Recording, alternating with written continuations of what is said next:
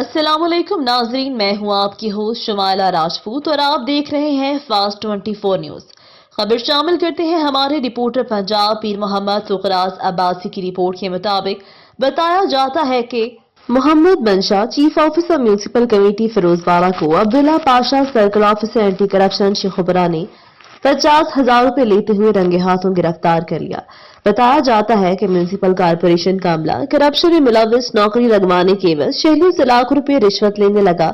Anti corruption police की बड़ी कार्रवाई से फिरोजवाड़ा अपने ऑफिस में रिश्वत लेता पकड़ा गया। म्यूनिसिपल कारपोरेशन का सीओ मलिक मंशा ने बिलाल नामी शहरी को नायब कासद की नौकरी देने पर 4 लाख की डिमांड की। एंटी करप्शन ने कार्रवाई करके सीओ मंशा को रंगे हाथों रकम पकड़ते हुए गिरफ्तार कर लिया और फौरी तौर पर एफआईआर दर्ज करके कानूनी तकाजों को बखूबी निभाया। ये थी हमारी आज की खबर। मजीद ऐसी खबरें देखने के लिए देखते रहें हमारा चैनल फास्ट 24 न्यूज।